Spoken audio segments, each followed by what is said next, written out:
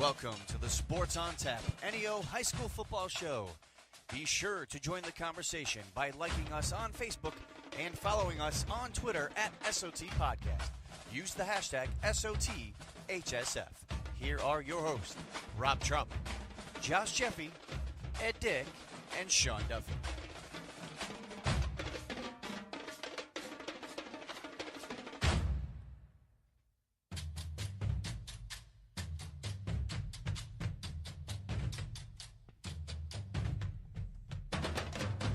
And welcome, everyone, to Sports on Tap's Ohio High School football coverage, Week 3 recap. I'm Rob Trump. We have Sean Duffy, Dick, Josh Jeffy, live from Studio J in Brunswick, Ohio. Guys, welcome back. Yo. What's going on? 30%, man. We are at 30% of the season. Oh, I thought you were talking about your computer battery. I think it's at like 3. Hopefully it lasts. Right now. But, yeah, Week 3 is over. It's in the books. It's and, done. Forget about it.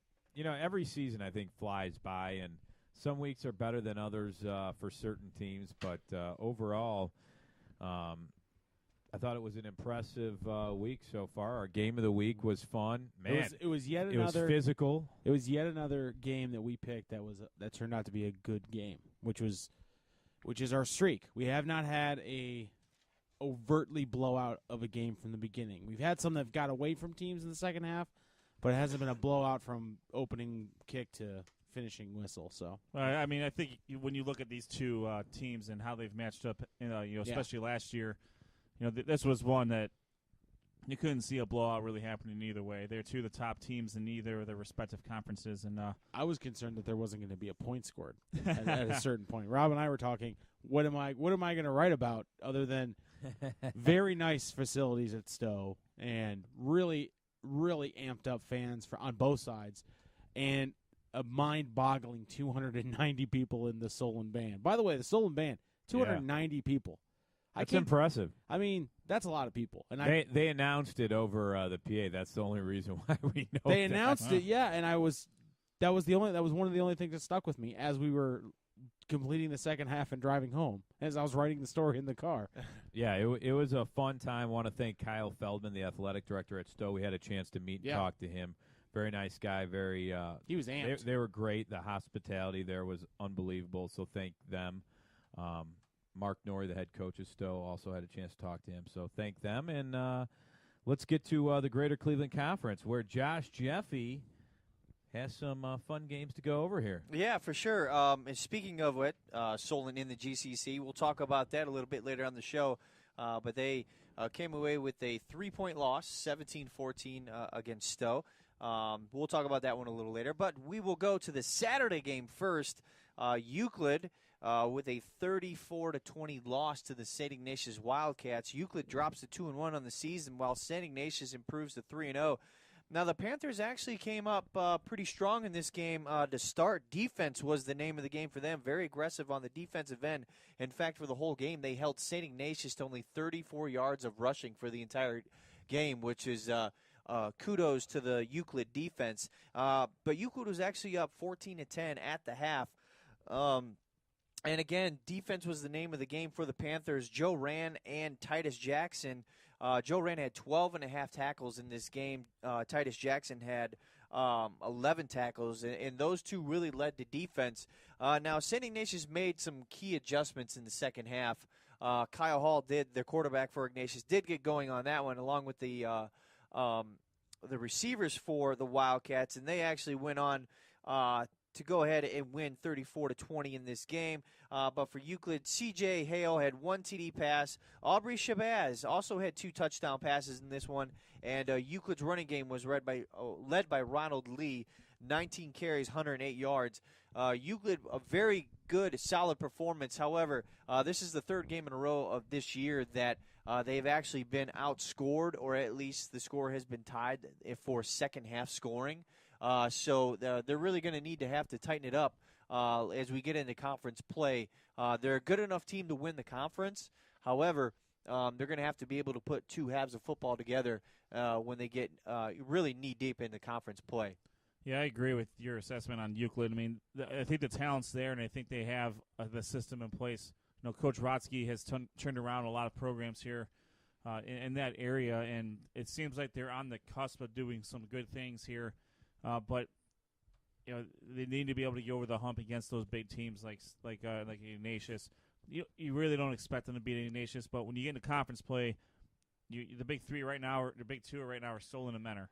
And if you can get over on those two teams, you have a very, very good shot of winning the conference. For sure. I think if you look at it, and you mentioned it, a lot of it comes down to assignment and understanding your job and understanding your role and really executing. Last week Euclid had a real tough time penalty-wise.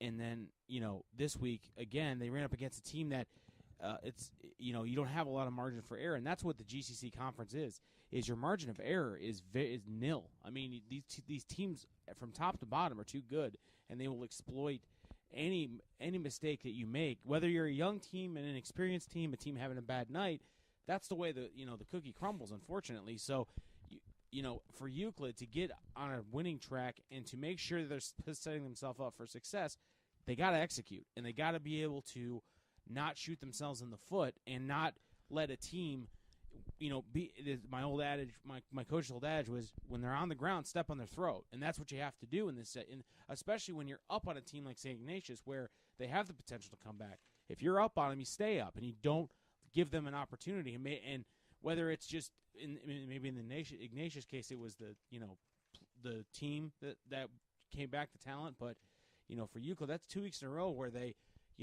really perhaps self-inflicted a loss or self-inflicted a potential for a loss, and you want to make sure that doesn't happen going into conference play. You guys are 100% correct, so we'll have to see how they can improve on that as they, in Week 4, will begin conference play as they travel to Medina to take on the Bees. Next action in the GCC, Strongsville Mustangs with a 44-13 victory over Canton Central Catholic. Strongsville improves to 2-1 on the season. Canton Central Catholic drops to 0-3. This game was all Strongsville. Even though Strongsville overcame 14 penalties for 121 yards for the course of the game, it was still 34-7 after the first quarter. And pretty much from there, Strongsville cruised to, once again, a 44-13 victory. Strongsville will host Mentor in Week 4 as they also begin conference play. Speaking of Mentor, they had a nice, following a loss to St. Ignatius in Week 2, came back with a 38-15 victory over Glenville. Mentor improves to 2-1. That's the common theme here in the GCC, it seems. 2-1, and then Glenville drops to 0-3. Glenville actually got off to the hot start first as they scored first in this game, but then Mentor reeled off 31 straight points. Quarterback Tadas Tatarunas, 166 yards passing, 3 touchdowns. He also added 58 rushing yards. Wide receiver for Mentor, Matt Hartman, had 2 of Tatarunas' 3 touchdown passes. Glenville in this game really shot themselves in the foot. 19 penalties for 148 yards, 4 unsportsmanlike conduct penalties in 1 drive alone. Mentor also in this one was just an efficient offensive machine. 33 first downs in this game. Those stats courtesy of Cleveland.com, so I appreciate them for that one. So this one was pretty much all Mentor, with some help from the lack of discipline from Glenville, as once again they go on to a 38-15 victory over the Tarblooders. Week 4, as I mentioned previously, Mentor travels to Strongsville in their first GCC game. The bad luck continues for Medina as they lose 44-7 to the Wadsworth Grizzlies. Wadsworth improves to 3-0. Medina drops to 1-2. Medina in this game loses 2 more starters, so that's a grand total of 5 for the season. Running back Dylan O'Dear and J.C. Scorset. I apologize if I get his name wrong. They're all Gazette, all Medina County Gazette safety. He is possibly done for the year as well. Medina tried their hardest, but they could not find an answer for Wadsworth quarterback Joey Bachman. 5 total touchdowns for him, 2 rushing, 3 passing. In this one, Medina did not help themselves either. They were only 1-3 on third downs. They are 3 for 18 in their last 2 games on third down conversions, and 3 turnovers for the Bees led to 21 Wadsworth points. So Medina has some work to do as they get into GCC. The GCC schedule, it's not going to be easy for them as they host Euclid coming up this Friday in a Week 4 matchup. Elyria, still without a win on the season, drops to 0-3 with a 38-17 over longtime rival Lorraine. This is actually their 104th meeting as 2 football teams, so that's a pretty interesting stat. Lorraine improves to 2-1 on the season. Elyria desperate for a win. Their quarterback, Dante Beckett, who did miss the first 2 games with an ankle injury, actually came into this game in the second quarter to the surprise of many in the crowd. And he entered in, and after that, he led the Pioneers on 2 consecutive scoring drives to tie the game at 14 at the half. The only other points for Elyria after that was a field goal. Big plays for Lorraine really put the game on ice for them. Lorraine had a 70-yard touchdown run and a 70-yard TD pass, and those 2 plays alone pretty much sealed the deal as Lorraine went on to a 38-17 victory. Elyria will host Solon in their first GCC matchup. Now, there was one conference game, and that pitted the Brunswick Blue Devils against the Shaker Heights Red Raiders, and Brunswick comes away with a 28-26 victory. Now, as we talked about, we're used to the Pinzoni coach team that was all about passing. Well, in this game, Brunswick did not do a lot of passing. They didn't get a lot of passing yards, but they, however, did get 293 rushing yards as a team, and 88 of those were led by Ethan Flanagan. He actually had 75 of those 88 yards in the second half of the game. He added 2 touchdowns. Quarterback Cole Samiska, he replaced injured Josh Stocco, did a really good job controlling the offense for the Blue Devils. 78 rushing yards for a touchdown. Shaker Heights was led by Jameer Demukes, 13 for 21, 184 yards, 3 touchdowns. The star of the game, however, for the Shaker Heights was McCall Hillis. He had 7 receptions for 123 yards, 2 touchdowns. He also added a 97-yard kickoff return for a touchdown. Now, this one came down to the wire. Shaker Heights did score. They went for the game-time 2-point conversion, but Demukes missed his target, and that led to a Brunswick victory. Brunswick improves to 2-1 on the season, 1-0 in the GCC. Sole possession of first place. Shaker Heights drops to 2-1 with a 0-1 record in the GCC. Next week, Brunswick will host Canada Prep for their homecoming game. Shaker Heights will host Collinwood. As I mentioned, we will be discussing the Solon-Stowe Monroe Falls game later on in the show, so stay tuned for that. But some pretty decent matchups here in the GCC this week. The first conference game lived up to the bill, it being a hard-nosed. I was really interested to see the rushing game for the Blue Devils, not known to be a Pinzoni-style team, led to be more of a rushing attack, but they found out what works for them, probably playing to the injuries that they have, and they became successful in it. So we'll see if that continues to increase and continues to be the game plan as we go forward. Yeah, I'll add a little color to that. You're right. I mean, 293 rushing yards. I mean, Ethan Flanagan was phenomenal. I mean, he really took over in the second half. He dragged runners into the end zone on one of his touchdown runs. Like, he got hit at the 5. He ran over a dude and dragged like 3 other dudes. I'm not joking. Like, he straight up trucked this guy. He trucked to someone else on another drive as well. So he came to play both offensively and he made a hell of a play on defense, getting back and knocking down what possibly could have been another touchdown pass by Shaker's quarterback. As you mentioned, they had to go for 2. Shaker had to go for 2 to try to tie the game. Now, there's still about 7-8 minutes left in the game, so there's still a lot of football left to be played. However, that was set up by 2 blocked extra points by the Blue Devils. I mean, we were able to get a couple of blocks in. Our sophomore kicker, Justin Hagler, stepped in for senior Nick DeMonte. DeMonte was nursing DeMonte's has a little bit of a hip injury. We're hoping to get him back on Friday. He stepped up real big for us on the making 4 extra points. That ended up being at the end of it ended up being the difference. the kickoff return for a touchdown. What we weren't looking for wasn't the best of kicks, and we discussed that with Justin personally, but we always stress you can't have low line drives, and unfortunately he tripped up on his approach to the ball a little bit, and he hit the ball a little bit lower than we wanted him to, and it just set up for a very a good obviously a great return for Shaker and a touchdown. So it was a great game, and another good game to win at home. Kind of build that back up. Build it back up to to where it was. Pre Nowak. To where we were before.